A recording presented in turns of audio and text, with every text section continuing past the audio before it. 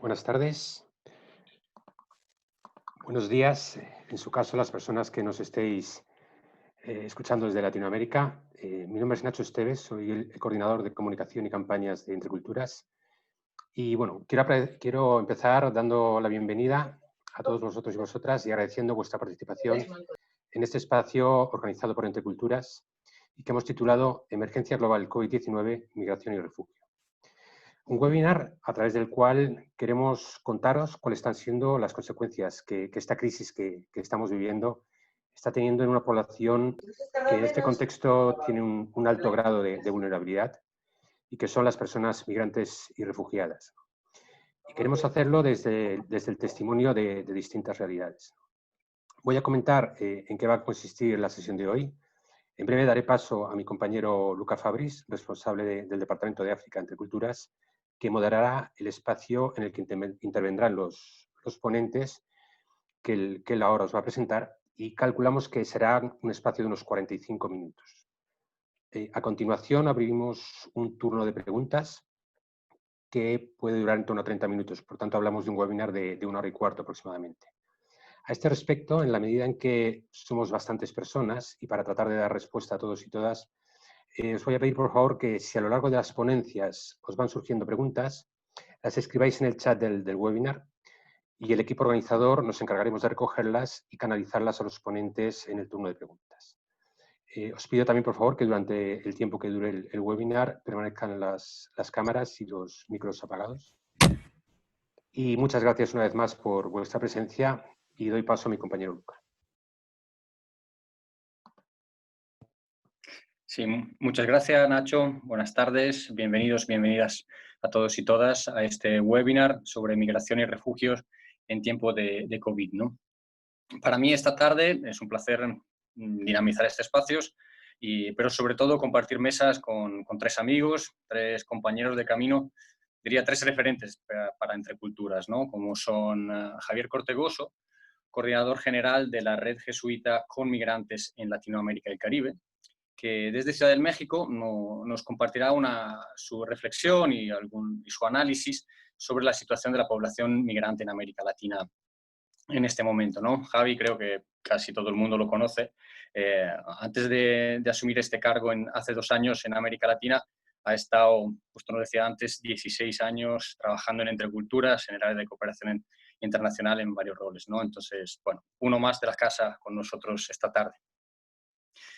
También tendremos el placer de escuchar a Álvar Sánchez, promotor de la Delegación Diocesana de Migraciones en Nador, Marruecos, que nos hablará un poco de cómo se está viviendo la crisis en Marruecos y sobre todo cómo lo está viviendo la población migrante en la frontera sur, ¿no? Álvar también ya ha estado varias veces en Entre Culturas, tanto desde su rol de promotor de la DDM como anteriormente en su última etapa con JRS, cuando estaba de coordinador de educación en el proyecto de Maban, ¿no? Y finalmente contaremos con la presencia de Mari Carmen de la Fuente, coordinadora del Servicio Jesuita Migrante en España. A Mari Carmen le hemos pedido que esta tarde nos ayude un poco a incorporar la mirada de lo que está ocurriendo aquí en España, ¿no? De cómo la crisis está afectando a las personas migrantes que más tenemos cerca, ¿no? Creo que a Mari Carmen también muchos y muchas le conocemos. El año pasado, más o menos en esta época, estuvo, creo, en un encuentro, una jornada de identidad entre culturas, dando una charla mientras estamos cerrando nuestro nuevo plan estratégico, ¿no? Y ahí también nos dio algunas claves para la reflexión. Y además, más recientemente, sabéis, en el marco del sector social, las diferentes obras de la compañía estamos tratando de trabajar cada vez más juntas y articuladas.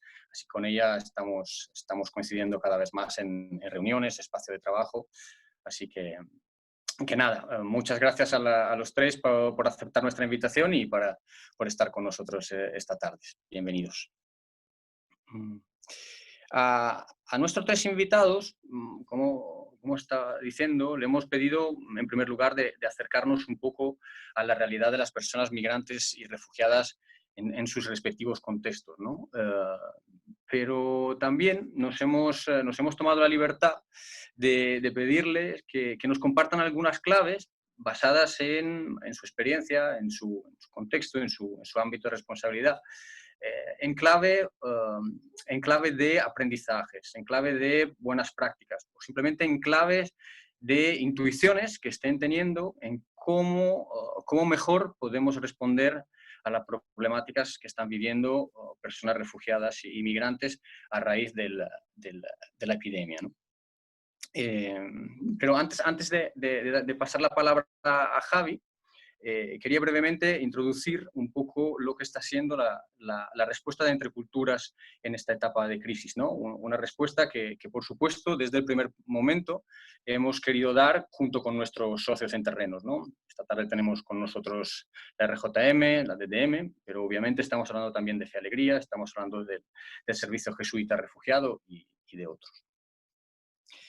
Bueno, ¿qué hicimos, ¿no? A finales de marzo, principio de abril, nada más declararse la pandemia, lo primero que hemos hecho Entre Culturas ha sido preguntar a nuestros socios qué está ocurriendo, qué está pasando en vuestros países, en vuestras comunidades, en vuestras escuelas, ¿no?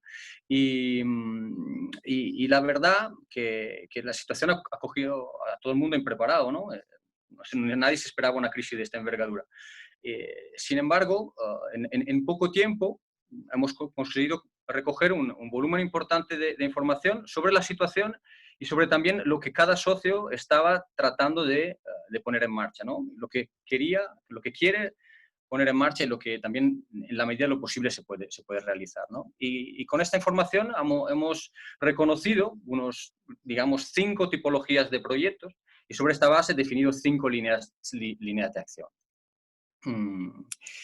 La primera de estas es la que definimos de educación en emergencia, ¿no? ¿Y de qué se trata?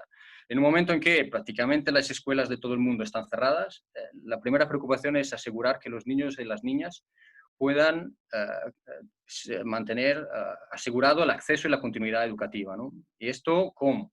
A través de educación a distancia, online en algunos casos, pero también mucho a través de la radio. Y también incluimos en esta línea actividades como distribución de material escolar a las familias, cuadernos, libros, lápices, impresos, y orientación a los mismos padres y madres para asegurar que los niños y las niñas en su casa puedan seguir la tarea y sobre todo insistiendo en la importancia de volver a la escuela una vez que se acabe el confinamiento. La segunda línea de trabajo, que probablemente sea la más extendida hasta la fecha, es la de prevención y sensibilización, ¿no? Prevención a través de la distribución de kits higiénicos útiles de aseo, como agua, jabón, mascarillas, guantes, cosas muy básicas, pero tan fundamentales en esta primera fase de la epidemia, ¿no? Pero también incluimos una serie de actividades realmente importantes en contextos donde la información es difícil que lleguen claras, que lleguen sólidas, ¿no? Entonces, todas actividades para tratar que cada persona sepa en qué consiste el virus, sepa cuáles son las vías de transmisión del virus y sepa con claridad también cuáles son las medidas a tomar en el momento que se detecte o haya una sospecha de contagio, ¿no? Entonces, en esta línea estamos trabajando en muchos contextos. El tercer grupo de proyectos, lo denominado de ayuda de emergencia, está orientado a cubrir las necesidades básicas de personas en condición de vulnerabilidad. Alimentos, agua, medicamentos, pero también estamos hablando de instalar puntos de aguas en comunidades extremadamente vulnerables, en asentamientos de personas refugiadas. Y también de habilitar espacios seguros en albergues para migrantes, ¿no? Asegurando que también permitan implementar medidas de prevención y de contención de la epidemia. La cuarta línea de acción se focaliza en un grupo de población especialmente vulnerable, que son las niñas y las mujeres, ¿no? Todos sabemos que niñas y mujeres en muchos de los contextos donde trabajamos están expuestas a factores de riesgo de diferente naturaleza, violencia, abuso, explotación, y todos esos factores se ven en algunos casos agudizados a raíz de la crisis, ¿no? violencia intrafamiliar, explotación laboral. Las mujeres también muchas veces son las más expuestas al contagio por ser la que habitualmente se encarga del cuidado de las personas mayores, de los enfermos, son las que asumen más cargas en el cuidado del hogar y de la familia. Y también a nivel económico son las mayormente empleadas en el mercado informal. Entonces, época de crisis, más sujetas a dificultades, ¿no? Y frente a esta complejidad, estamos tratando de promover actividades para prevenir, cuidar y acompañar a las mujeres víctimas de violencia, también desde la distancia, a través del teléfono, mensajes, WhatsApp. Asegurar, como os decía, también la continuidad de las niñas en la educación, asegurar que sigan aprendiendo durante el confinamiento, pero sobre todo que vuelvan a clase, que las madres y los padres le vuelvan a mandar al colegio cuando termine el confinamiento y no las retengan ocupadas en el hogar o buscando recursos para la familia. También en esa línea lo que estamos tratando es también de dar más oportunidades a las mujeres para participar en toma de decisiones, empezando desde el diseño de la misma respuesta, de los mismos proyectos, ¿no? Y finalmente, la quinta línea, que llamamos de recuperación temprana, es la que pretende mitigar de alguna manera el impacto prevalentemente económico de la crisis, el impacto que está teniendo en las familias, sobre todo las más pobres, que viven en situación de pobreza, extrema pobreza. Hablamos de actividades generadoras de ingreso, formación para el trabajo, cooperativas, actividades productivas comunitarias, ¿no? Un conjunto de actividades orientada a asegurar la recuperación del poder adquisitivo de las familias, ¿no? Entonces, resumiendo, educación en emergencia, prevención y formación, ayuda de emergencia, atención a niñas y mujeres y recuperación temprana. Como veis, un abanico bastante amplio de intervenciones, ¿no? y de proyectos. Y cada una de ellas pretende dar una solución o una respuesta a situaciones complejas, teniendo en cuenta, por un lado, las capacidades y las fortalezas de los equipos, de las comunidades, pero también siendo consciente de la vulnerabilidad de cada persona y cada colectivo, ¿no? Y es en este sentido, en el diálogo con nuestros socios, algunos de ellos están hoy participando en este webinar, nos hemos dado cuenta que no solo la crisis incide en los elementos de vulnerabilidad previo, ¿no? a la crisis, sino que también se están generando algunos cambios, algunas nuevas tendencias, algún nuevos efectos sobre la población migrante, ¿no? Estamos hablando de situación de protección, o mejor dicho, de mayor desprotección, mayor limitación en el ejercicio de derechos fundamentales, cambios de flujos y de esta tendencia de desplazamiento, ¿no? Y es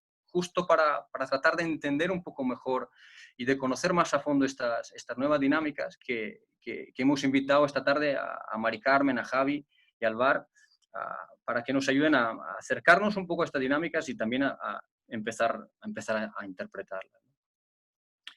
Pues sin detenerme más, quiero agradecer de nuevo a nuestros invitados por participar y dar la palabra a Javi para empezar con la mirada desde América Latina.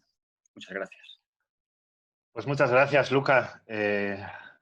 Como no tenemos tanto tiempo, no me entretengo en el saludo, solo deciros que estoy feliz de estar en un espacio propuesto desde Entre Culturas, que para mí siempre es estar en casa. Gracias por la invitación y un lujo estar acompañado de Álvar y de Mari Carmen. Mira, lo primero, la venda antes de la herida, ¿no? Yo creo que algo que es importante decir en esta época que estamos en tantos webinars y tantas conferencias es que hay muy pocas certezas sobre lo que está pasando. Y América Latina y el Caribe es un territorio muy grande, así que disculpas previas por las faltas de precisión, las omisiones, etcétera, ¿no? Intentaré dar una mirada global, pero sabiendo que lo importante pasa en cada persona, en cada historia concreta. América Latina es un continente en movimiento. Hay más de 44 millones de migrantes latinoamericanos, ¿no? Pero en no pocas ocasiones ese movimiento es una huida que básicamente, así de manera muy resumida, obedece a 5 grandes causas. 5 grandes causas que, ojo, son nuestra normalidad. Y volveremos sobre este tema, ¿no? La primera es la pobreza, que en el continente es un promedio superior al 30%, pero especialmente la desigualdad. América Latina sigue siendo el continente más desigual. La segunda causa o gran grupo de causas tiene que ver con las crisis de las democracias y de los derechos humanos. La tercera, las violaciones. Somos muy creativos en las violencias, tanto las públicas como las privadas, ¿no? La cuarta tiene que ver con las negaciones de las diversidades, por ejemplo, la étnica o la cultural, especialmente frente a las poblaciones indígenas y afrodescendientes, pero también la diversidad sexual, etcétera, etcétera, ¿no? Y la quinta, los atentados contra la casa común, el medio ambiente, ligados a un modelo de desarrollo que es injusto y que es insolidario. Estas causas se relacionan entre sí y actúan muchas veces de manera conjunta en las poblaciones, generando algo que es común, muy común y ya con historia en América Latina, que son los flujos migratorios de naturaleza mixta, lo que supone, entre otras muchas cosas, para las obras de la red una enorme complejidad en el caminar con, al que nos invita la segunda preferencia apostólica, en el acompañamiento de las personas migrantes forzadas.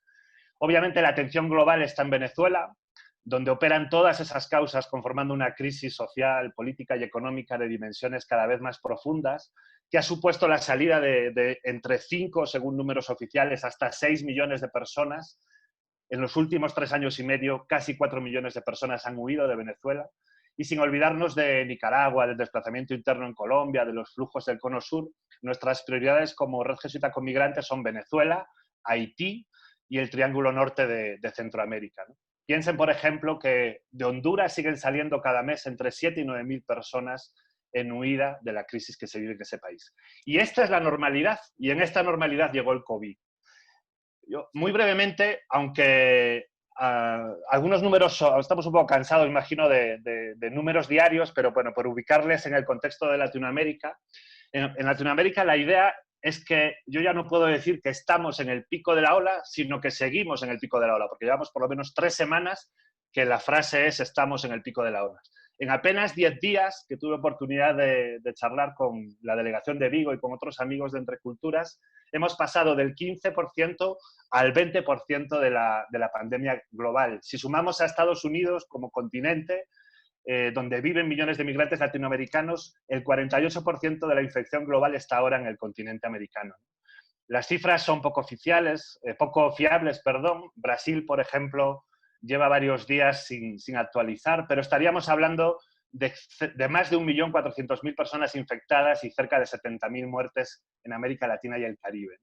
Hay que entender que en Latinoamérica recibe esta pandemia con 4 características que afectan en general a la población más empobrecida, pero especialmente a la población migrante forzada, ¿no? Primero, que en nuestro continente no existe un estado del bienestar y donde se desarrolló un estado de bienestar en alguna medida, ahora está en retroceso. Y esto supone un sistema público de protección o muy, muy, muy limitado o que es completamente nulo, ¿no? Segundo, tiene que ver con el sistema de salud, que padece un doble colapso. El colapso de la saturación por la ocupación provocada por la pandemia, pero también el de la precariedad de los sistemas públicos de salud. Tercero, que la economía de América Latina y el Caribe se soporta en la informalidad. Entre el 40 y el 70%, dependiendo del país, de las economías se sustentan en la informalidad. La población que nosotros acompañamos, la población desplazada, migrante y refugiada, en más de un 90% vive en el marco de la informalidad. Esto supone que o sales de casa o no hay ingresos, ¿no? Y cuarto, que las economías en muchos países tienen en las remesas que envían las personas migrantes uno de los principales factores de ingresos en el Producto Interior Bruto. Remesas que ya han disminuido de una manera notable como consecuencia de la COVID. Hay un contexto, por lo tanto, generalizado de violación y deterioro de los derechos humanos y de empobrecimiento, y ahí está ya la pandemia, tanto con su rostro sanitario, social y económico. Casos como los de Venezuela, Honduras o Haití los calificábamos antes del COVID como crisis sin precedentes. Y ahora sentimos que se nos agota el significado del término tragedia para poder hablar de lo que está pasando. Es una sensación realmente extrema y dura. Y ya sabemos que no somos todos iguales frente a la crisis del COVID. Aquí en América Latina, Oxfam publicó un informe en marzo que titulaba diciendo que el coronavirus no discrimina, la desigualdad sí. Esta frase se ha ido haciendo más popular. Y evidentemente la población migrante forzada recibió la crisis sanitaria en una posición de desventaja muy clara. Pero ¿qué situaciones concretas hemos detectado en estos meses? Bueno, como la diversidad, la extensión y la complejidad de las consecuencias es enorme, yo he intentado ordenarlo como en 3 grandes momentos, ¿no? El primer momento le llamo cómo quedarse en casa. Y la paradoja del quedarse en casa, por ejemplo, en los centros de detención. Centros de detención ante los que siempre hemos estado en contra. Por cierto, aprovecho para felicitar por la estupenda campaña del SJM en España frente al tema de CIES, etcétera, pero que se vuelven auténticos infiernos por las condiciones de hacinamiento brutal en el contexto del COVID, ¿no? Hemos logrado incidir en liberaciones de personas detenidas en algunos países, pero en muchos casos esa liberación ha sido o bien en condiciones completamente indignas y sin ningún tipo de soporte, o se han realizado a través de deportaciones. Quedarse en casa es una paradoja también en los crecientes campos de refugiados. Alvar los ha conocido muy bien en África, en América Latina, son todavía novedad, pero empieza a haber cada vez más estructuras muy similares a los campos de refugiados que vemos en otros contextos, ¿no? Y luego hay espacios más humanitarios, como las albergues, las casas de paso, las casas de migrantes, que si bien tienen ese contexto y han seguido funcionando con una clave humanitaria, tienen terribles dificultades para acceder a la salud y a medios de vida, ¿no? Esta crisis alcanzó a miles de personas en tránsito, como saben bien por el fenómeno de las caravanas o de los caminantes, en el caso de la migración venezolana. En América Latina gran parte de la migración se hace a pie, literalmente caminando, ¿no? Cuando estalla la crisis, la pregunta de cómo me quedo casa en medio del camino es otra dificultad.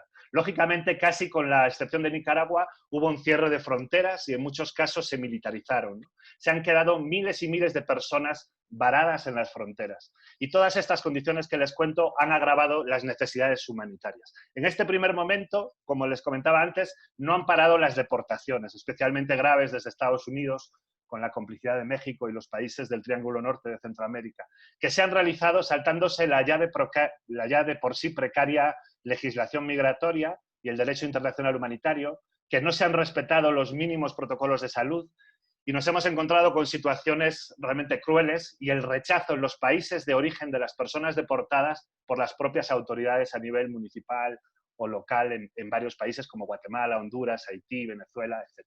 Eso en un primer momento. En un segundo momento, la pregunta es cómo sobrevivir a 3 crisis en una. 3 crisis es una, la que me hizo huir; 2, la crisis del país donde me intento integrar; y 3, la crisis del COVID, ¿no? Obviamente, la población migrante, como el resto de la población, empezó a enfermar y sufrió la exclusión, especialmente toda aquella que no está en situación regular, pero no solo, de los sistemas de salud, que por otra parte, como les decía antes, son precarios y están sobrepasados. Como decíamos antes, la crisis paró la posibilidad de acceder a ingresos y llevó a las personas migrantes a tener que responsabilizarse y decidir entre su salud o su economía. Yo no sé si han visto la serie esa de Narcos que dice aquello de plata o plomo. Pues básicamente esa es la decisión a la que se ha expuesto a las personas migrantes. Enorme cantidad de personas migrantes salieron para poder enviar dinero a sus países de origen y esa decisión ya no es de salir o quedarse en casa, ya no es solo una decisión personal, es familiar, es comunitaria. Además, nos dimos cuenta que a pesar del cierre de fronteras, la migración sigue por pasos informales y por otra ha empezado una suerte de fenómenos de retornos, por ejemplo en Centroamérica, en Venezuela o en Haití. Los dos, esa migración que continúa y el retorno, son abono nuevamente para el tráfico de personas y la exposición de las personas migrantes a los enormes riesgos que ya conocen que vivimos, ¿no? En la normalidad de la que venimos, los desafíos para la integración son muy grandes, pero estos son mayores si tu situación en el país no está regularizada. Pues todos los países han decretado la suspensión de los procesos de regularización y han dejado en un limbo administrativo a miles de personas, ¿no? Y por último, en este segundo momento, como ustedes saben bien, vivimos en un continente polarizado entre la hospitalidad y la hostilidad, ¿no? Yo creo que el COVID está siendo manejado, y lo vivimos así, por muchos grupos y en algunos casos incluso por los propios gobiernos y autoridades como nueva leña para el fuego de la xenofobia. Estos días, por ejemplo, en Costa Rica nos cuentan, ¿no?, cómo frente a la población nicaragüense se le asocia con el nuevo rebrote que están teniendo de casos del COVID. Y ya para terminar, el momento actual, ¿no?, que yo le llamo cómo migrar hacia lo extraordinario, ¿no? Aunque, como les decía, seguimos en el pico, muchos países están activando ya sus estrategias de desescalada, por ejemplo, aquí en México. Y muchas veces los discursos sobre los que se monta esta vuelta a la normalidad se expresan en términos de nación y nacionales. Volvemos a no contar con las personas migrantes forzadas, pero ya no como sujetos que tienen derecho o tienen que tener acceso a determinados derechos, sino no reconociéndoles como un actor clave para la reactivación social y económica, ¿no?, desconociendo el papel que se desempeña por parte de la población migrante forzada en muchísimos servicios básicos y no viéndoles como una oportunidad. Estas brechas se están profundizando en este momento, ¿no? Y por ser este el foro que es, de Entre Culturas, señalo la brecha educativa, con una evidencia que tiene que ver con el tema de la conectividad, pero también con las condiciones de la habitabilidad de las casas en las que las personas migrantes están, casas con toda esa tipología que antes les comentaba. Pero sobre todo nos preocupa que se aumenta la separación de la sociabilidad que supone la escuela como lugar de encuentro entre personas, entre niñas y niños migrantes con niños y niñas de las comunidades de acogida, ¿no? Las escuelas son el futuro de la reconciliación en nuestras sociedades y están sufriendo esta brecha, ¿no? Por cierto, pienso en toda la experiencia que el JRS o Entre Culturas tiene en la educación en emergencia y creo que puede ser un aporte muy pertinente en esta coyuntura. En este panorama, y termino ya, que no es el más alentador, hablábamos con Luca de terminar con algún motivo para la esperanza, ¿no? Bueno, a mí, a nivel muy personal, yo encuentro esperanza en las historias de hospitalidad en lo cotidiano, que para mí son indicadores de justicia, de solidaridad. Las estamos viendo en todo el territorio.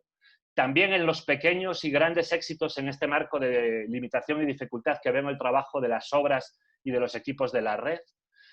Me consuela la articulación que está habiendo en la sociedad civil y en la Iglesia en favor de los derechos de los migrantes forzados y la visibilización, ¿no?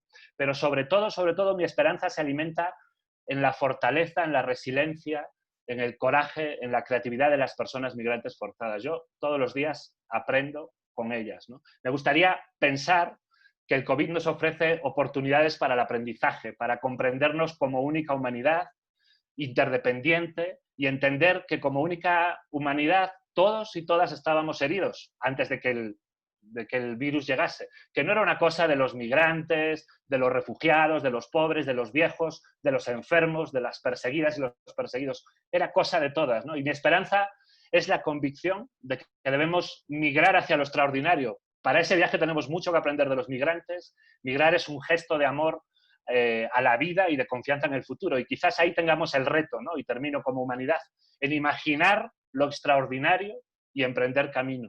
Un horizonte de reconciliación y de justicia que está en el centro de la misión de la compañía, y todos los que estamos sentados en esta mesa la tenemos en nuestra misión y en nuestros planes estratégicos y en todas esas herramientas, ¿no?, para seguir. Bueno, perdón si me he alargado un poco y muchas gracias, compañeras y compañeros. Pues muchísimas gracias, Javi, por tu testimonio tan apasionado, tan indignado, pero al mismo tiempo muy lúcido y muy claro en el análisis, en explicar el punto de partida, la normalidad, cómo está evolucionando, cómo está cambiando la realidad en este momento de crisis, pero también dándonos algunas luces, ¿no?, en clave de esperanza concretas, en nombres y historias de vida, historias de personas, de equipos y de organizaciones que también están trabajando cada vez juntas, ¿no? Creo que tu ponencia también ha dado muchas pistas e ideas para las preguntas para el final. Muchas gracias, Javi. Damos pasos a Álvar Sánchez, que también nos irá poco a poco acercándonos a España, para que nos hable de la situación en Marruecos y de cómo están viviendo muchos migrantes la crisis desde ahí. Muchas gracias, Luca, y pues ya todo el equipo de Entre Culturas por dar espacio también a la frontera sur en esta reunión.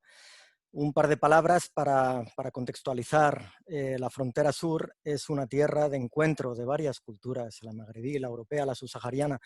En ella cohabitan diversas lenguas, el árabe, el francés, el rifeño, el español, diferentes religiones también, musulmanes, judíos, cristianos.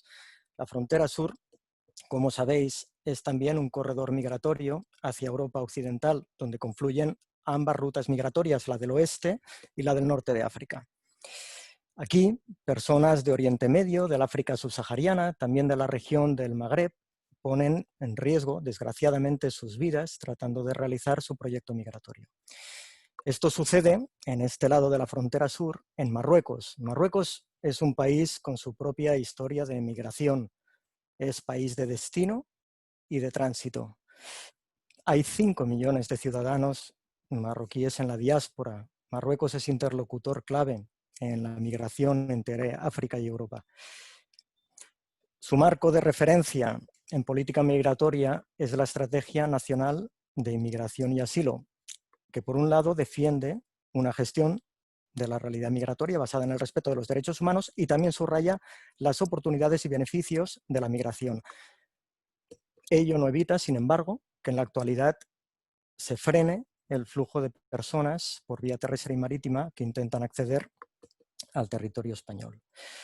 Hablamos de qué cantidad de personas, según el ACNUR, pues más de 30.000 personas llegaron a España a través de esta frontera el año pasado, 26.000 por vía marítima, 6.000 por vía terrestre.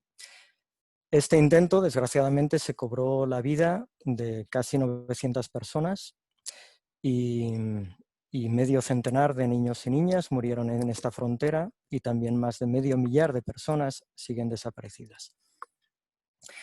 En este contexto vamos a explicar pues, cómo está afectando el estado de emergencia sanitaria a la población migrante. Por un lado tenemos, como hablaba Javi, el acceso a los derechos más básicos, salud, alimentación. Aquí hemos constatado y hemos sufrido con la población migrante una mayor dificultad para acceder a los servicios de salud, al hospital, y también nuestros equipos se han enfrentado a una mayor dificultad para llevar a cabo pues, las distribuciones de víveres fuera de la ciudad, es decir, en el bosque. Acerca de la movilidad, y me refiero a las redes que trafican con las personas, pues por un lado, la movilidad ha disminuido y se ha encarecido.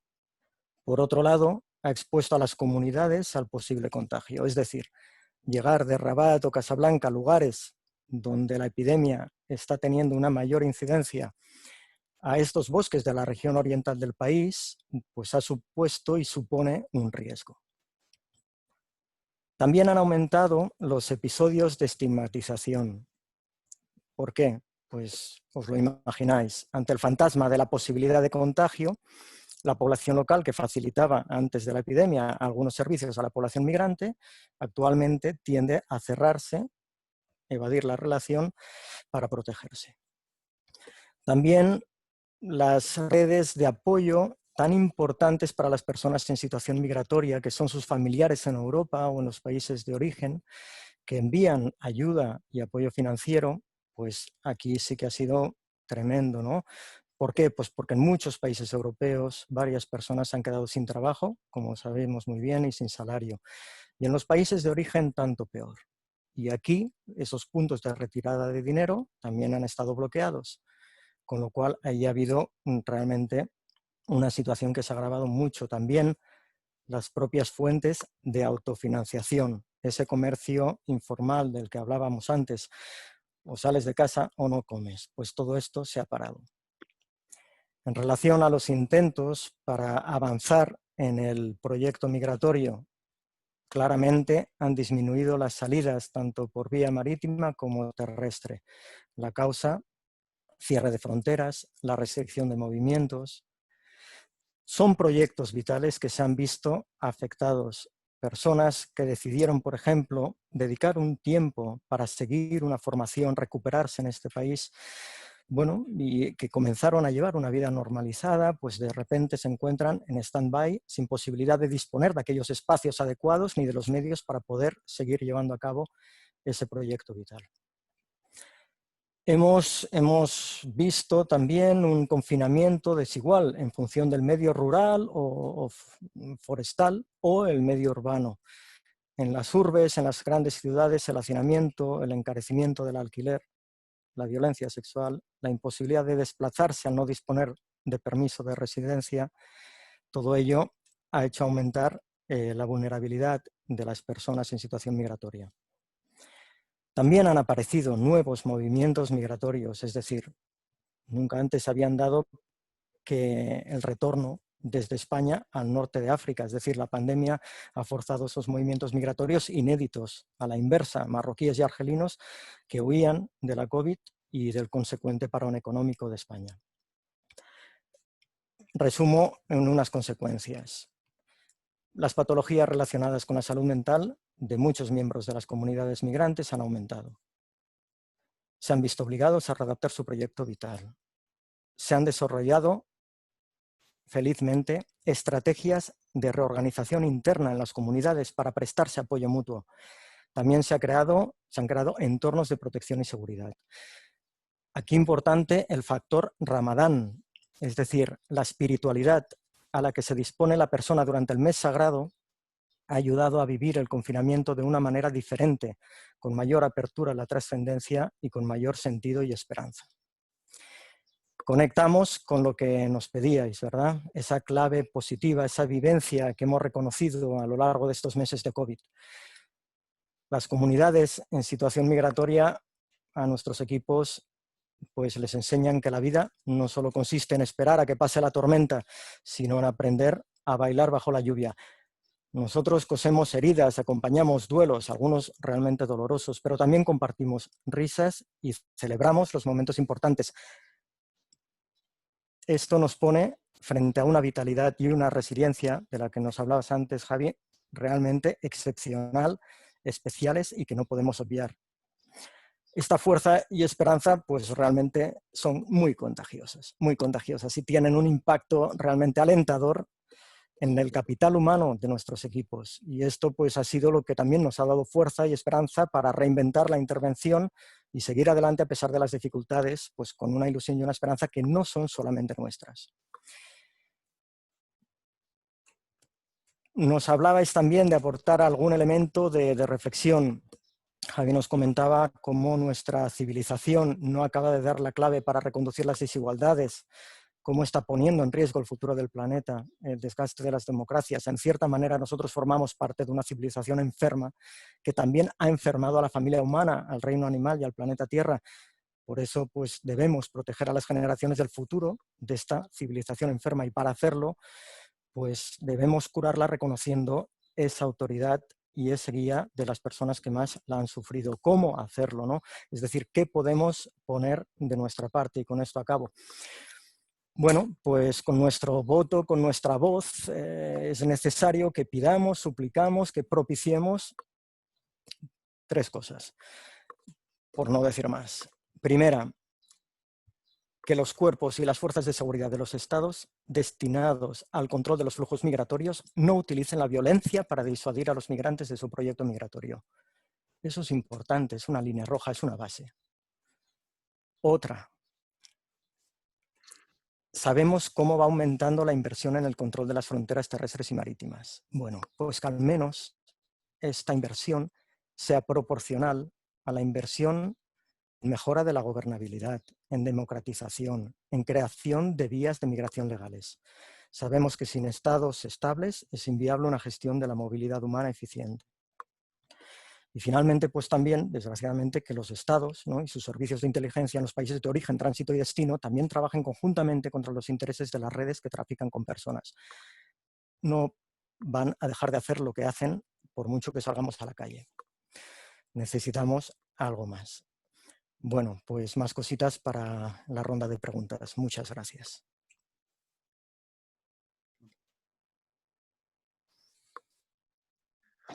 Muchas gracias, Alvar. Muy interesante tu ponencia has tocado muchos palos, has hablado de seguridad, has hablado de salud, has hablado de derechos, has hablado también del aspecto espiritual, ¿no? La importancia también del apoyo comunitario, del trabajo en red, ¿no? Y también muy claro y muy contundente en las reivindicaciones, ¿no? Cuando hablamos de protección, no violencia, protegemos a los migrantes. Para asegurar los flujos tenemos que tener elementos no solo de control, sino de garantizar vías seguras, legales, ¿no? Mecanismos de facilitar el flujo, no simplemente bloquearlos. Y en ese sentido no se puede resolver el problema desde un país solo. La migración es una realidad, flujos transnacionales que requieren medidas, abordajes, soluciones de manera transnacional y global. Muchas gracias. Gracias. Bueno, entonces nosotros sí que abrimos las fronteras, cruzamos las fronteras, y por frontera sur en este caso, y llegamos a España con Mari Carmen de la Fuente. Muchas gracias. Gracias por la invitación a compartir la experiencia del SJM en relación al impacto que vemos e intuimos que esta crisis está teniendo en las personas migrantes en nuestro país. Para empezar, me gustaría señalar como dos cuestiones previas que tienen que ver con el desde dónde y hasta dónde creo que podemos compartir hoy. En primer lugar, decir que la experiencia del SJM en España es una, pero evidentemente no es la única. Las migrantes no son un colectivo uniforme y cerrado con unas características compartidas. Tienen en común haber vivido un proceso migratorio, pero hablamos de personas diversas en situaciones muy diversas, ¿no? En España viven más de 5.200.000 personas extranjeras, ¿no? Que suponen un 11%, algo más de un 11% de la población. Acostumbramos a pensarlas como un grupo único y uniforme porque nos facilita hacerlo, pero no lo son. De las personas que han migrado, en SJM ponemos el foco en las que se encuentran en situación irregular, en las recién llegadas y en las que consideramos en una situación de mayor vulnerabilidad. Seguro que la visión que nosotras aportamos podría completarse con muchas otras. Y en segundo lugar, decir que intentamos hablar o decir alguna cosa sobre una realidad que está en movimiento, no porque hablemos de migraciones, sino porque nos encontramos todavía inmersas en un contexto de pandemia que no sabemos exactamente cómo va a evolucionar y que no hemos tenido tampoco tiempo de reflexionar. Lo que podemos decir hoy seguramente no será lo mismo que lo que podríamos decir mañana, dentro de un mes o dentro de un año. Intuimos que el impacto que tendrá el coronavirus en la vida de las personas migrantes, especialmente en las más vulnerables, se va a ir revelando poco a poco. Y lo ideal sería que el esfuerzo que hoy hacemos por aproximarnos a esa realidad fuera un esfuerzo sostenido en el tiempo, en los próximos meses e incluso en los próximos años. Dicho esto, compartir con vosotras y vosotros dos cuestiones que consideramos relevantes en este contexto y que seguramente no son grandes descubrimientos. El primero es que entre las personas más vulnerables se encuentran las personas migrantes, o una parte importante de las personas migrantes. Hemos oído muchas veces que el coronavirus nos puede afectar a todos y todas por igual, y eso evidentemente es cierto. Pero también es cierto que el impacto que tendrá en nuestras vidas será muy diferente.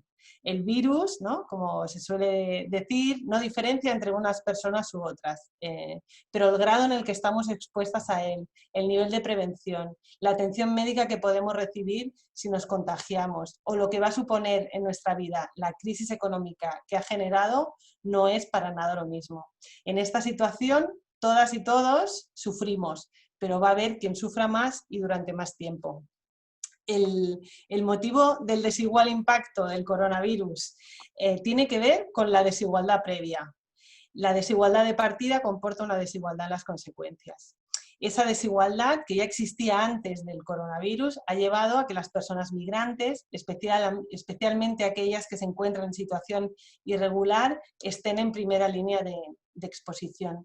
Es una desigualdad conocida, estudiada, analizada, ¿no? Por ejemplo, la tasa de riesgo de pobreza en España es de un 23% para la población española, de un 48% para la extranjera con nacionalidad de algún país de la Unión Europea y del 56% para la de países extracomunitarios.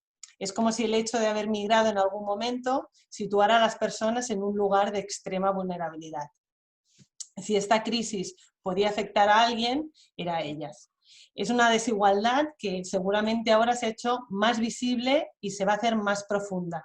El coronavirus nos muestra una realidad que ya existía y que tiene que ver con las condiciones legales, de vida y de trabajo a las que están sometidas, a las que sometemos a las personas que han migrado. Voy a destacar algunas cuestiones que quizá son las más evidentes.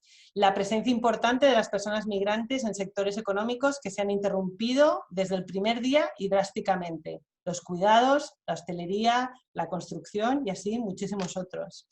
Además, las que están en situación irregular no solo han perdido sus fuentes de ingresos, ¿no?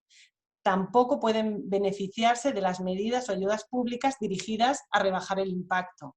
Un ejemplo lo tenemos en el ingreso mínimo vital, que celebramos, pero al que solo pueden acceder las personas migrantes que lleven al menos un año viviendo en España y evidentemente en situación regular.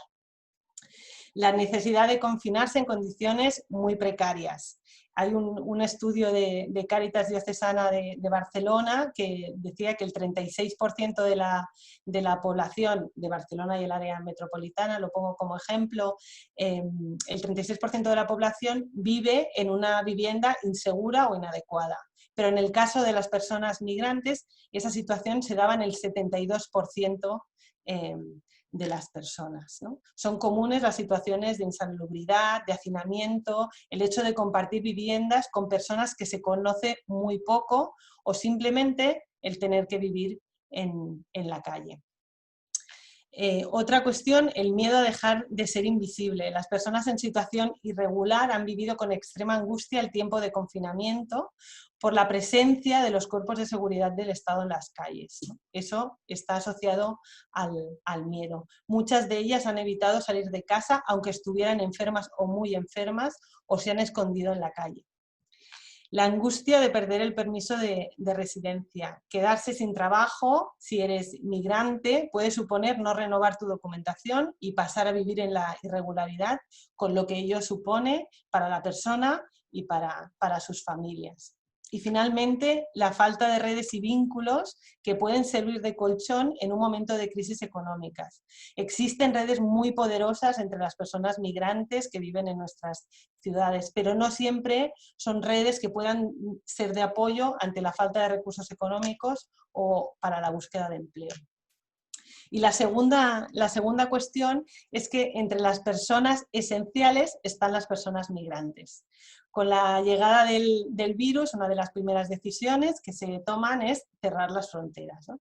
Acostumbramos a identificar migraciones con frontera porque ponemos el foco en la llegada de las personas, olvidando muchas veces lo que pasa con ellas después e incluso también todo lo que ha pasado antes. Ahora no podíamos hacer eso, no podíamos poner el foco en la frontera y quizá por eso han salido más a la luz otras realidades. Por ejemplo, hemos hablado de lo esenciales, que son las mujeres trabajadoras del hogar y los cuidados, o lo necesarios, que son los temporeros que recogen frutas en muchos lugares de nuestra geografía. Ellas y ellos son mayoritariamente migrantes y ellas y ellos son esenciales para sostener nuestra vida, nuestros cuidados, nuestra alimentación. Es paradójico que siendo esenciales hablemos de ellas por las condiciones de indignidad en las que viven y en las que trabajan. Unas condiciones que de nuevo no han surgido con la pandemia, sino que ya estaban antes y que lo que es peor continuarán dándose si no lo remediamos. Trabajos por horas y muchas veces sin contratos, en condiciones extremas, con salarios por debajo de la ley, que obligan a las personas a vivir al día y que no permiten acceder a una vivienda o a una habitación o a un techo. Deberíamos preguntarnos por qué, siendo esenciales, las sometemos a la precariedad laboral y a la invisibilidad. Y si tiene algo que ver con el hecho de ser migrantes. lo que sería tremendamente grave. En resumen, ¿no? Diríamos que la pandemia ha puesto luz sobre cómo en nuestra sociedad vulnerabilizamos a una parte de la población migrante, justamente aquella que es esencial para sostener lo esencial de nuestras vidas.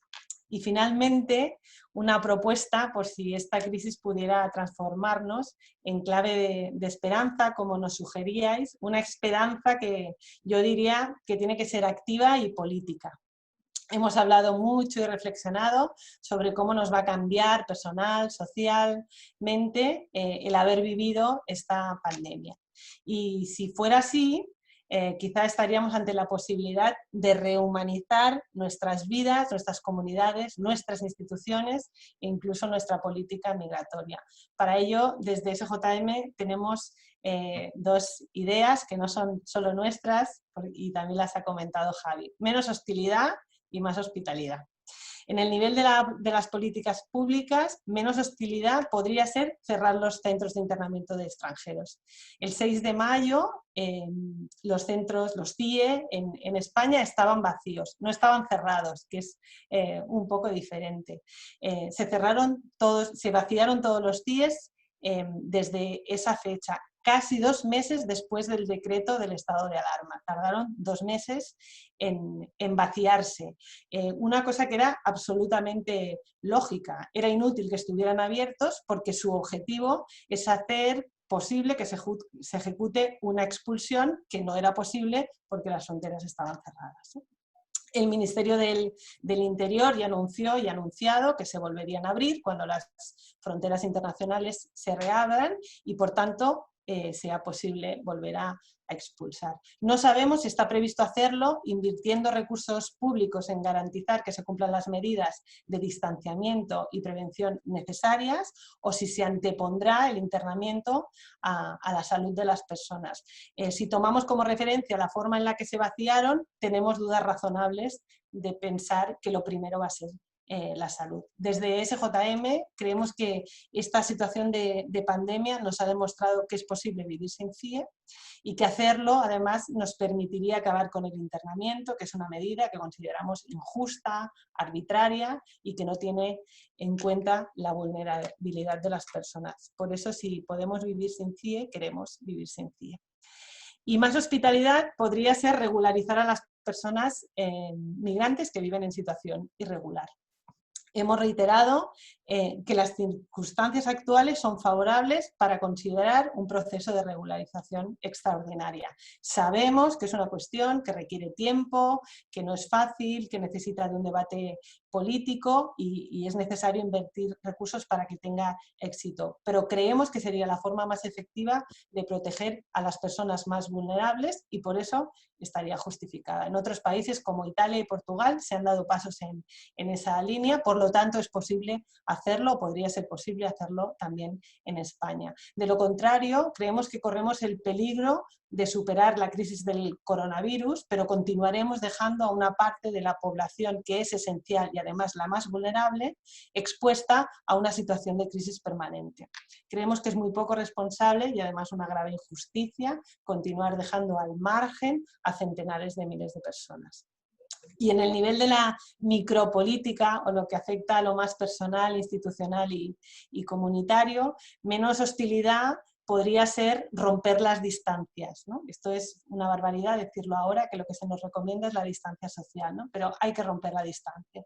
Necesitamos aproximarnos, continuar aproximándonos a la realidad de las personas que están al margen y hacernos cargo de ella. Continuar enfocando, como lo estamos haciendo hoy, esta tarde, para reconocer y conocer las condiciones de vida a las que sometemos a las personas recién llegadas, a pesar de ser esenciales para nuestras vidas. Y una vez reconocidas, denunciarlas e intentar transformarlas, cada una desde el lugar concreto en el que estamos, desde lo más cotidiano, ¿no? Preguntarnos qué puedo hacer o decir yo, qué podemos hacer o decir nosotras para derribar fronteras y muros, los visibles y los invisibles.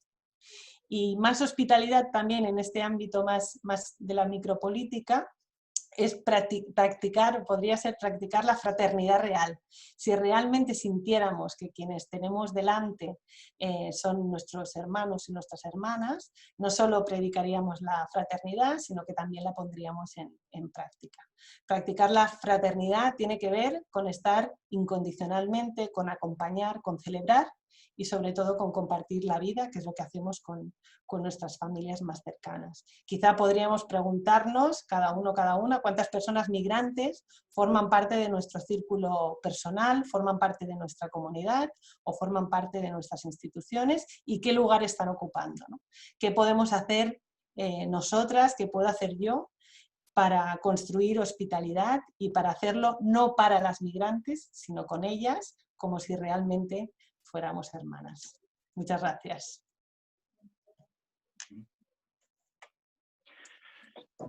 Pues muchas gracias, Mari Carmen, ¿no?, por hacernos visible, más visible la realidad de los migrantes, que muchas veces perdemos de vista, ¿no? También por darnos propuestas concretas, ¿no? Propuestas que son ambiciosas, pero son posibles. Entonces, ¿cómo podemos trabajar y cómo podemos asegurar determinados derechos, ¿no? Y también me parece muy importante el poner en valor el aporte de las comunidades de los migrantes a las economías, a las sociedades, ¿no?, que son imprescindibles, esenciales, ¿no? Y desde ahí, desde el reconocimiento, de ser esenciales, también asegurar derechos, asegurar calidad de vida, asegurar dignidad, ¿no? Muchas gracias, Mari Carmen. Yo creo que, bueno, ahora tenemos todavía un rato para la ronda de preguntas, ¿no? Así rescataría alguna idea, ¿no? Los tres dejáis claro que la situación de ahora es una situación muy dura, pero es una situación muy, muy, muy incierta, ¿no? Una situación de que está empeorando rápidamente, pero no sabemos hasta dónde y para cuándo. La sensación es que el virus ojalá desaparezca pronto, pero las consecuencias del virus quedarán para más tiempo, ¿no? Y ahí la segunda idea. Estamos hablando de una crisis sanitaria muy concreta relacionada a una epidemia, pero cuyas consecuencias y derivadas tocan los palos fundamentales. La salud, no solo virus, sino también salud emocional, salud psicológica. En la económica, pérdida de trabajo, hemos hablado de las remesas, hemos hablado de derechos, acceso a derechos, la brecha educativa, hemos hablado de la seguridad, como las fuerzas de seguridad que deberían protegernos y proteger a las personas, en muchos casos se convierten en las que ejercen la violencia, ¿no?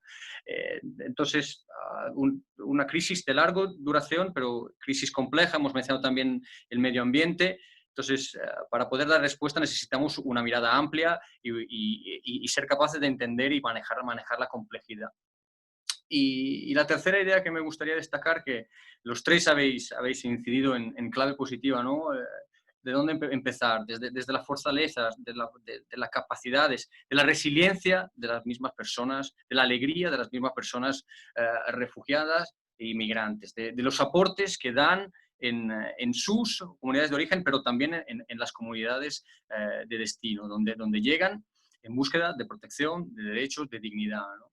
Y ahí, partiendo de esta fortaleza, necesitamos trabajar más en red con ellos, trabajar más en red entre nosotros y a nivel internacional.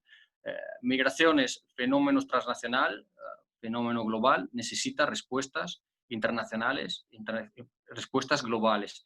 Por eso, todo el trabajo que podamos hacer también a nivel de incidencia, de todos los niveles, es imprescindible. Entendemos que los pactos globales de la migración y sobre el refugio son unos pasos importantes, significativos, unas declaraciones de intenciones muy, muy válidos en sus fundamentos y en su propósito, pero que para llevarlos a la práctica necesitamos todavía dar muchos pasos en adelante, ¿no? Y con eso agradeceros mucho, de verdad, por estas tres brillantes ponencias que nos han dado un montón de ideas, claves, intuiciones y recomendaciones para actuar aquí en adelante. Muchas gracias a los tres.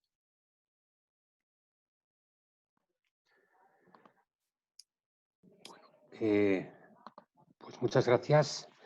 Tenemos ya algunas preguntas. Muchas gracias, Luca. Muchas gracias a los tres. Tenemos dos preguntas que son más bien genéricas para los tres, ¿no? Empezamos por pregunta para todos los participantes. Durante el estado de alarma hemos visto cómo se veían vulnerados derechos de migrantes y refugiados en todo el mundo y se han visto más claramente cuáles son las desigualdades, las grietas de los sistemas de acogida que quizás antes no estaban tan claras. Esta situación nos está abriendo o nos ha abierto nuevos caminos en los que incidir. Esta pregunta va encaminada a incidencia, ¿no? Mari Carmen, si nos adelantaba ya algo, os abro el turno para que preguntéis abiertamente.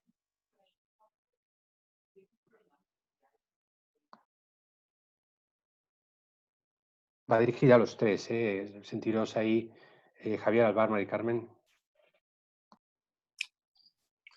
Bueno, pues si quieren,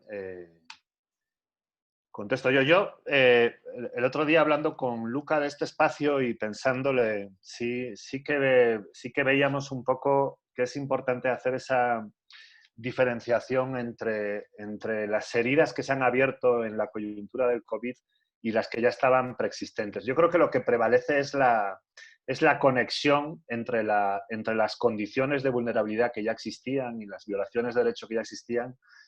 Y básicamente lo que ha hecho, por lo menos desde la experiencia acá, lo que ha hecho la coyuntura del COVID es acelerar,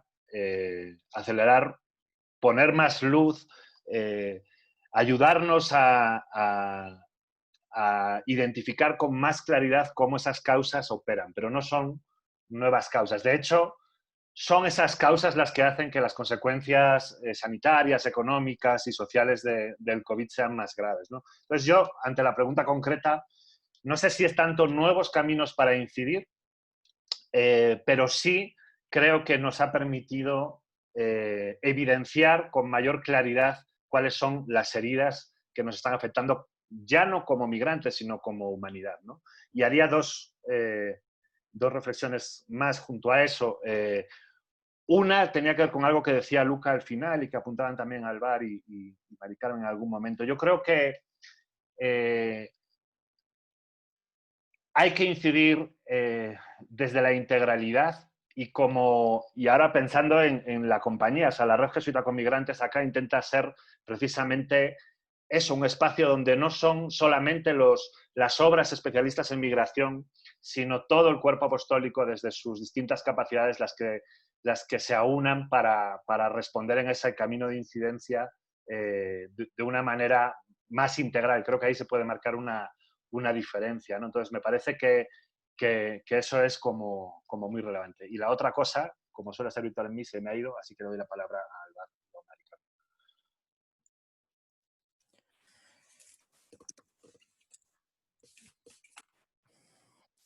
Pues nuevos caminos para incidir. Creo que el tema de estrenar, crear, conspirar nuevas narrativas que nos permitan anunciar que esta realidad no es solo la realidad que nos venden, es necesario y es un reto ante el cual estamos actualmente. También debemos afirmar con nuestros gestos, creo, y con nuestras decisiones que hay situaciones que evidentemente piden estructuración, estrategia, planificación, incidencia, pero los mayores retos y desafíos pues también piden una manera concreta, especial de amar y de acoger. Y en ese sentido, desde Entre Culturas y desde la Compañía de Jesús, como agentes de transformación a través de la educación, tenemos una misión a realizar. O sea, nosotros tratamos de anunciar el amor transformador de Jesucristo, que es un amor que se entrega y que es una oración. Entonces, ¿cómo poder realizar este amor en nuestras sociedades? ¿Cómo poderlo anunciar? Porque lo que es una pasada es que es buena noticia. Y es que tratando de curar una herida, sanas la propia. Y en la medida que nos acercamos a esta realidad, como decíamos antes, o sea, no para hacer un bien, sino para vivir esa experiencia común, para compartir ese intento, pues bueno, pues también hay heridas propias que son sanadas. Entonces, como sociedad, necesitamos vivir esa experiencia. Dicen que la palabra es el vehículo del pensamiento. Ojalá seamos capaces de construir juntos esas narrativas que nos permitan descubrir esa realidad que deseamos, que queremos proponer y también vivir.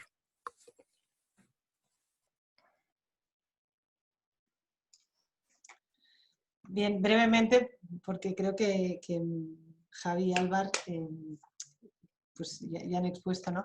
Evidentemente yo creo que necesitamos incidencia. Necesitamos incidir porque lo que queremos es transformar estas estructuras que estamos viendo, ¿no? A dónde nos llevan.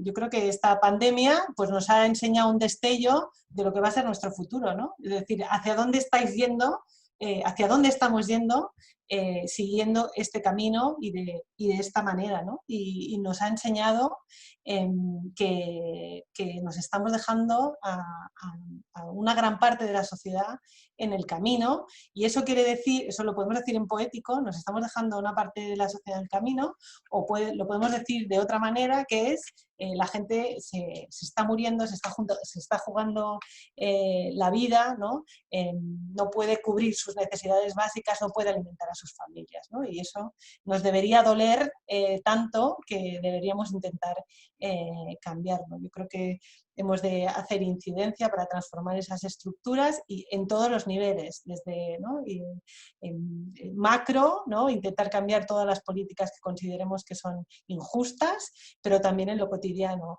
en nuestras casas, en nuestras familias, en nuestros colegios, en nuestras instituciones, ¿no? Si realmente creemos que hay algo que es injusto, pues poner toda la energía, toda la creatividad para conseguir transformar eso.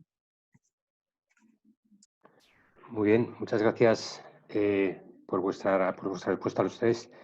La siguiente pregunta también va dirigida tanto a Javi como a Mari Carmen, Álvar. ¿Creéis que existe riesgo de que debido al cierre de fronteras causado por el COVID-19, algunos gobiernos lo utilicen ahora para frenar los flujos migratorios hacia sus países y para no volver a abrirlos a personas refugiadas y migrantes? No sé si hemos establecido un turno de respuesta. Pues como queráis. La verdad es que nos están haciendo preguntas en las que vais los tres como sintáis cómodos. Está bien. Yo solo diría que aquí sí identificamos, no sé si tanto aprovechar el COVID para el cierre de fronteras. Aquí identificamos de manera muy resumida un muy poco respeto por los derechos humanos de las personas migrantes en la mayor parte de las legislaciones migratorias. En algún caso está coincidiendo el tiempo de la pandemia para hacer cambios en leyes migratorias. Ahora que el foco está en otra parte, esto está pasando en Chile, por ejemplo. En todo caso, lo que constatamos es, cerrándose las fronteras, militarizándose en muchos casos, con prácticas de deportación, con ese discurso terrible que quiere ponerle nacionalidad a un virus y vincular la migración con la enfermedad. En medio de todo eso, las personas siguen migrando.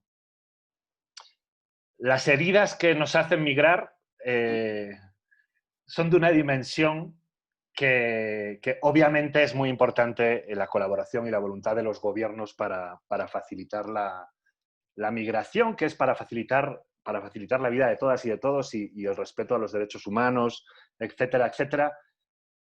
Pero con todo, yo diría, esa frase ya consolidada, pero que evidenciamos cada día, y supongo que pasa lo mismo en Marruecos y en España, que es que la migración no va a parar.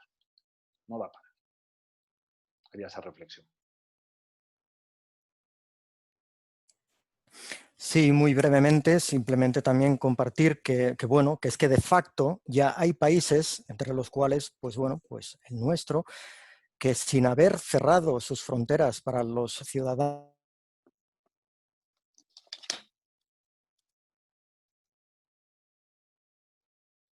ante la dificultad sistemática de poder migrar por las vías legales, una parte importante de la familia humana se lanza a la migración irregular.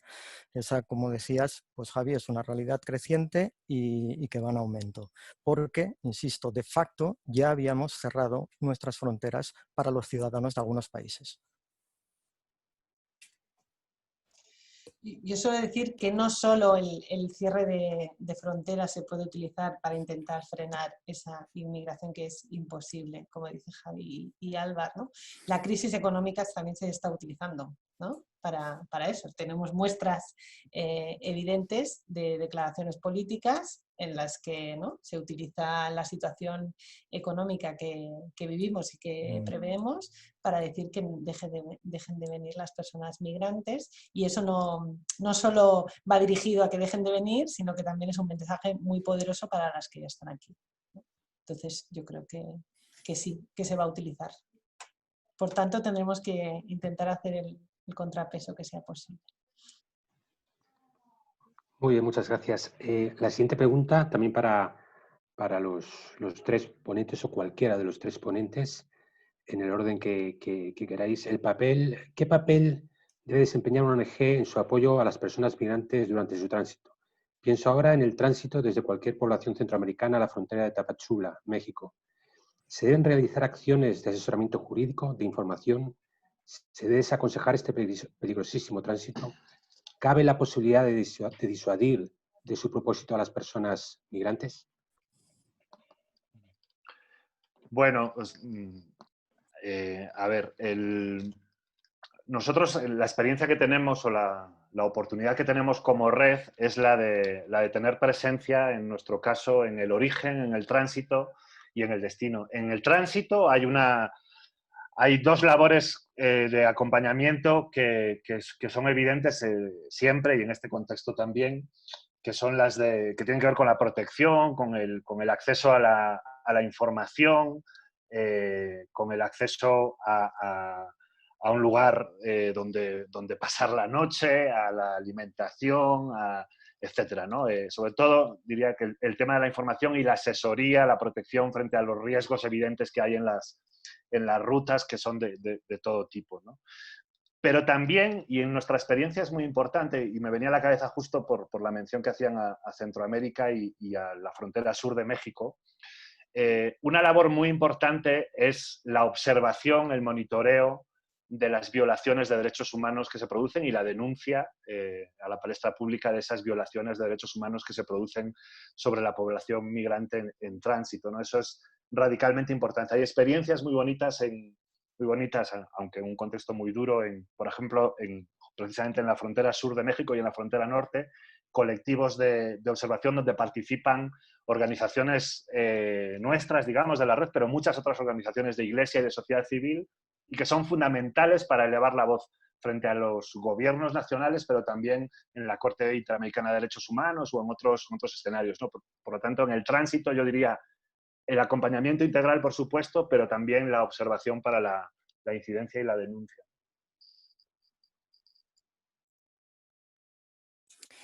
Sí, añado también, bueno, nosotros en Tránsito intervenimos a través de la acogida y la escucha personal y comunitaria, el acompañamiento y orientación hacia las diferentes estructuras administrativas, educativas, sanitarias, también a través del desarrollo de actividades de sensibilización, de prevención, de los programas formativos y ocupacionales y las ayudas de emergencia.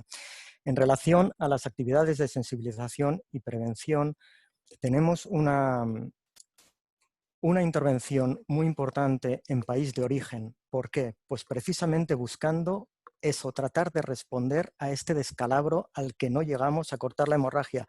La única manera de responderle a ello es prevenirlo o tratarlo de prevenir. Aquí, en esta frontera, la realidad que cada día, ¿no?, pues nos sacude, nos sobrepasa. Entonces, ¿cómo poder sensibilizar a las comunidades, ofrecer la verdad de lo que sucede en esta frontera? ¿Cuáles son las posibilidades, los derechos, las maneras, etcétera, etcétera? Luego, cada uno tomamos la decisión que debemos tomar y que y que queremos tomar. Y eso es algo que debemos hacer pues, con conocimiento de causa y con libertad. Entonces, la libertad también se basa en una formación, bueno, en una información crítica. Eso es lo que tratamos de ofrecer en los países de origen, concretamente en Conakry, ¿no? Primer país emisor de personas a esta parte de la ruta migratoria. Bueno, en SJM digamos que ya nos toca ¿no? Llega a las personas cuando han hecho el tránsito. Yo creo que nuestro deber, porque lo dice nuestra misión, es acompañar incondicionalmente. Eso no quiere decir ocultar ninguna realidad, ¿no? Ser honestos y honestas con la realidad, pero acompañar incondicionalmente en todos los aspectos. Muy bien, muchas gracias. Son y cuarto, si os parece, seguimos 15 minutitos más. Todavía tenemos algunas preguntas. Trataremos de dar respuesta a todas, pero son unas cuantas. La siguiente pregunta es, ¿cuál sería su respuesta para los tres ponentes? ¿Cuál sería su respuesta respecto a la hipótesis que plantean que el apoyo de las ONGs a los tránsitos irregulares de personas migrantes podría ayudar a consolidar desigualdades, dado que consolidan rutas de tráfico de personas, legitiman la explotación que suelen padecer las personas migrantes en los países de destino, explotación laboral, condiciones de vida, y fomentan el desarraigo de la población local de sus países? Si os parece bien, estas preguntas que siguen siendo genéricas las contestáis en el orden que estabais planteando. Gracias. Gracias. No es fácil empezar en esta, pero vamos, yo diría que estoy completamente en desacuerdo con la afirmación que se hace en la pregunta. Es decir, nosotros no fomentamos las situaciones irregulares, todo lo contrario, buscamos la regularización. No formamos a la gente para que migre, sino para que tome decisiones responsables sobre su vida, sea la de migrar, sea la de quedarse, etcétera, etcétera, ¿no? Entonces, no sé, igual no entendía muy bien la pregunta, pero no, o sea, yo diría que más bien nuestra misión es la contraria, ¿no? Sí, yo creo que en ese sentido, bueno, una buena lectura, ¿no? para este tiempo, digamos, de desconfinamiento puede ser la de Mujer de Frontera, defender el derecho a la vida no es un delito, de Elena Maleno. Y bueno, yo creo que eso nos acerca a una realidad que permite cambiar la mirada, ¿verdad? Es decir, nosotros hemos hecho un esfuerzo muy importante durante este año para acompañar a las comunidades migrantes con un mayor presupuesto, con una mayor colaboración de tantas personas generosas y organismos que ayudan precisamente a apoyar a las personas más vulnerables, mujeres embarazadas, niños, etcétera, personas enfermas. Y sin embargo, habiendo la ruta de Argelia, la ruta del Estrecho, la ruta de Alborán y la ruta canaria, en los últimos meses sabemos todos que a pesar de su alta mortalidad, Canarias es la ruta en la actualidad más escogida. Es decir, con lo cual yo creo que sí desdigo parte de lo que se ha anunciado y creo que apoyar a quienes defienden la vida, pues es lo que nos ayuda a ser mejores. Estoy de acuerdo que debemos hacerlo con espíritu crítico y tratar y no ser simplistas, pero vamos, propongamos y ayudémonos a enriquecer de las diferentes propuestas cómo mejor poder actuar. No es una respuesta fácil, desde luego, lo que tratamos de llevar a cabo. Por lo tanto, vamos a la base que es el respeto de la vida. Gracias. Bien, yo solo decir que si la acción de las ONGs es potente, la acción de las mafias y de quien mercadea con la vida de las personas que migran es exponencialmente más potente. Y no solo en el tránsito, no solo en la frontera, sino una vez también en territorio español, ¿no? Las personas migrantes, sobre todo las más vulnerables y las que están en una situación de mayor necesidad, se ven constantemente llamadas, ¿no? Por personas y organizaciones que se intentan aprovechar de su situación y de su realidad y de su necesidad. Entonces, yo creo que no es que no alimentemos, no solo no alimentemos, sino alimentamos, sino que deberíamos hacer todo lo posible por ofrecer vías que fueran alternativas, por información que fuera contrastada, gratuita y fiable, para que las personas pudieran hacer un tránsito al margen de ese negocio enorme que es el que hay alrededor de las personas migrantes en las fronteras y también fuera de ellas. Es un dato, me permito un dato. La semana pasada, traficantes libios asesinaron a una treintena de migrantes de Bangladesh, los mismos, es decir, los mismos que les acompañaban o en su proyecto migratorio, pues por conflictos de intereses y bueno, pues ya está.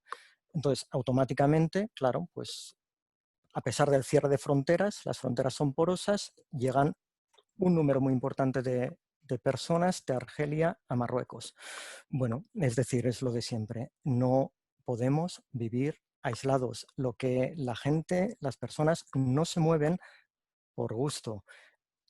Y quien ha salido de esa escabechina necesita ser acogido y devuelto a su dignidad de persona, abrazado y escuchado.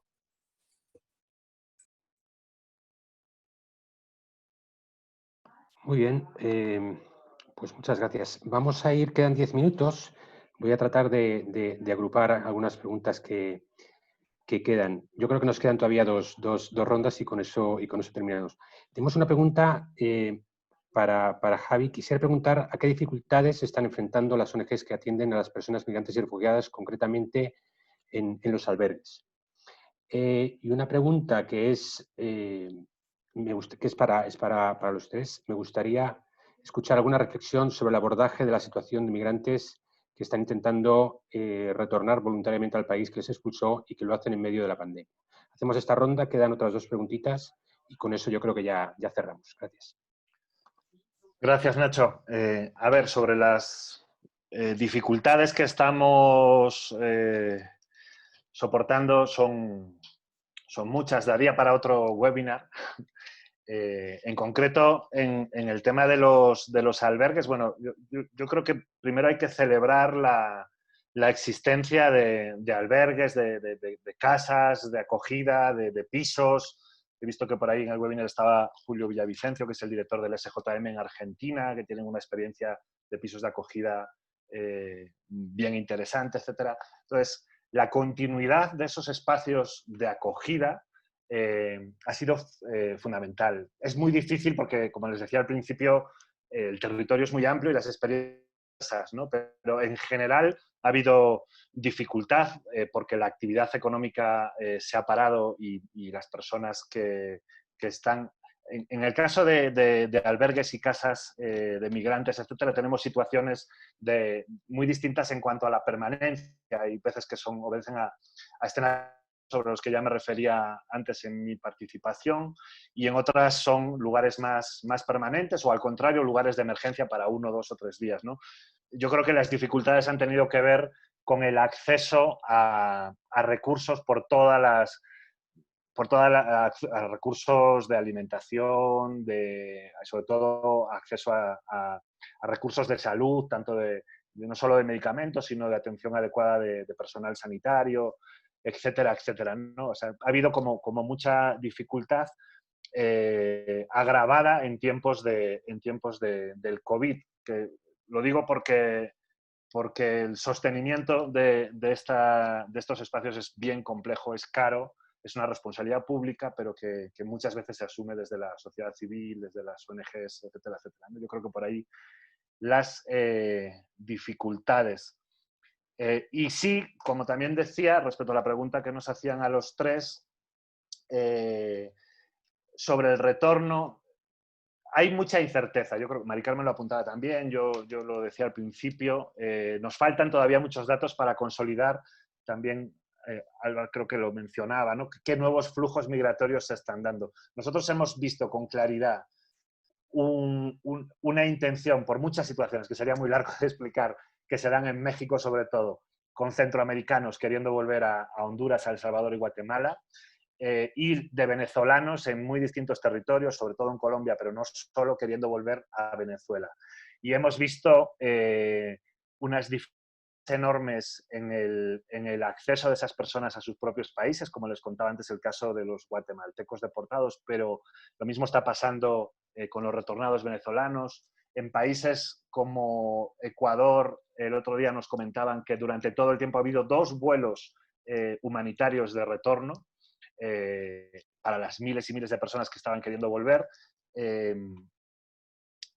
Es decir, que la mayoría, tanto en el caso de Centroamérica que les digo, como en el caso de Venezuela, están volviendo por los mismos itinerarios por los que han migrado y sometidos al mismo tráfico de personas, a los mismos riesgos, ¿no? Como antes decía. También, y solo por terminar con el tema del retorno, se está hablando mucho en el caso de Venezuela, y insisto que nos falta mucha información, pero estaríamos hablando entre 30.000 a 50, 60.000 personas venezolanas que están queriendo retornar o que han ya retornado, sobre casi 6 millones de personas que están fuera de Venezuela. Lo digo porque es importante en sí mismo ese movimiento de retorno, pero tampoco lo tenemos que ubicar en un contexto que, insisto, es el segundo flujo migratorio después del sirio a nivel mundial. Bueno, perdón, que me... Ya está respondido. Gracias, Javier. Sí, no se me ocurre aportar nada más de lo que ha dicho Javier tampoco. Entonces el siguiente turno lo empieza Alba. Venga, pues cambiamos de turno. Voy a tratar de recoger las 3 últimas preguntas en un solo turno y con eso, si os parece, ya cerramos, nos acercamos a las 6:30. Una pregunta interesante que nos invita a la reflexión como comunidad de iglesia: ¿cómo poder tener una espiritualidad cuando la iglesia local es poco acogedora con los migrantes? Tenemos una segunda, las 3 son genéricas para los 3. ¿Hasta qué punto, y que es muy, digamos, en estos momentos de actualidad, hasta qué punto puede ayudar a abrir nuevas brechas de incidencia la actual demanda por respeto de los derechos a las minorías que están surgiendo en el contexto de Black Lives Matter, ¿no? Es decir, todo este movimiento de derechos de minorías, ¿cómo puede ayudar, ¿no? Y por último, ¿cómo toca posicionarse a las organizaciones sociales, especialmente las organizaciones de iglesia, y más concretamente las organizaciones que trabajan con población migrante y refugiada, en estos tiempos de nueva normalidad, frente a los bulos y mentiras que determinados colectivos políticos se empeñan en seguir sembrando, con el consiguiente riesgo de que termine calando? Gracias. En el orden que queréis. ¿Quieres empezar tú, Álvar? Álvar, como queráis. Hola. Bueno, ¿cómo posicionarnos? Yo creo que con humildad, pero también con atrevimiento y con osadía, sabiendo que no estamos solos y que hay personas, entidades que nos ayudan y que estamos respondiendo a una causa de la persona y de la familia humana. ¿Eso qué significa? Pues cuando el padre Arrupe vio lo que sucedía en el mundo y trató de dar respuesta creando el Servicio Jesuita de Refugiados, pues fue un órdago con lo que tenía a mano para poder dar respuesta a algo que evidentemente le superaba entonces y le sigue superando ahora a la familia humana. Sin embargo, esos intentos son necesarios y en ese sentido las nuevas brechas de incidencia que Black Lives Matter está proponiendo allí es algo a tener muy en cuenta. O sea, no solo es una asociación que propone, es las sociedades de diferentes países que proponen y que plantean y que nos están obligando a mirar, a aceptar, a acoger y a dejarnos transformar por esa verdad. En ese sentido, ¿cuál es la espiritualidad cuando tenemos una iglesia local poco acogedora? Si no es determinante. No es determinante. ¿Por qué? Pues porque la limitación está dentro de ti y está fuera de ti y la llevamos con nosotros. Lo que es determinante es el deseo, el empeño, la tenacidad y la generosidad con la cual podemos movilizarnos y invitar a otros a movilizarnos. Nadie dijo que esto era fácil. Vamos a por ello.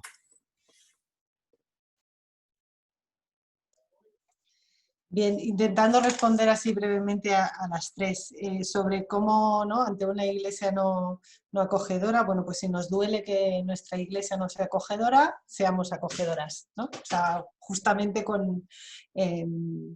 aportando desde esa acogida, ¿no? Y intentando construir alternativas también dentro de la iglesia, ¿no? Igual que dentro de la sociedad.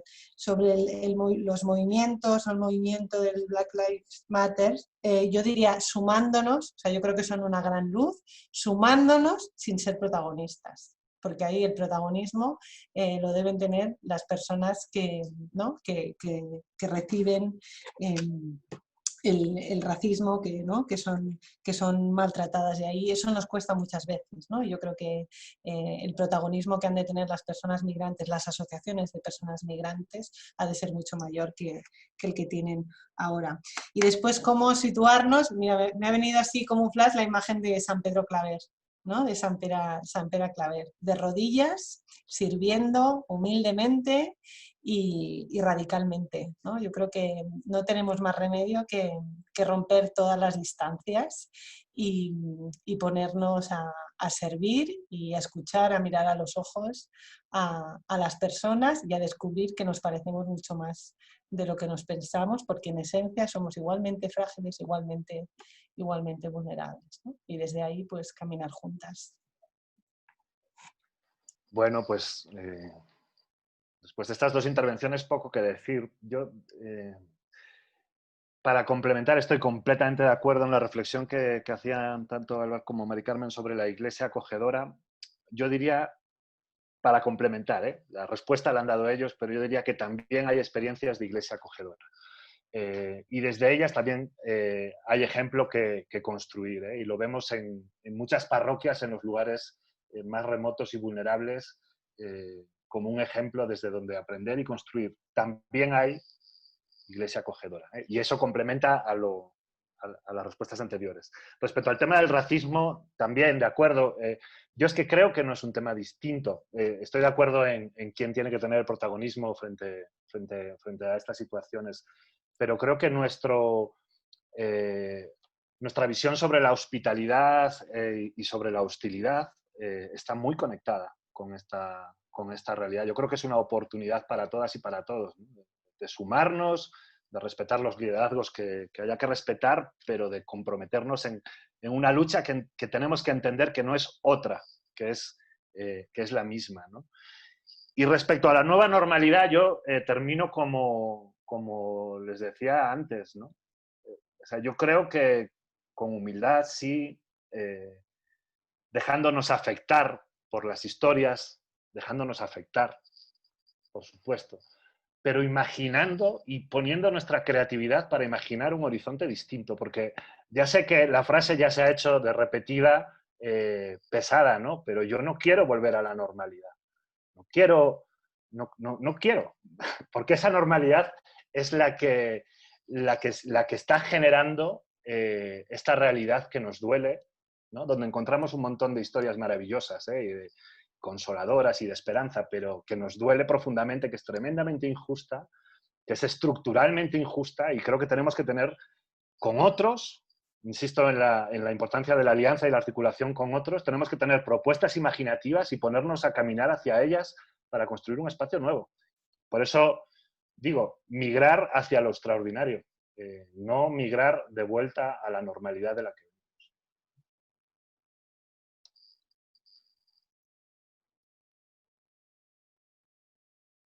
Muy bien, pues hemos respondido a todas las preguntas. Parecía difícil, pero hemos conseguido. Muchísimas gracias. Antes de despedir y cerrar este webinar, recordaros que este es el primero de los 3 webinars que realizaremos este mes de junio en el marco de la emergencia COVID-19.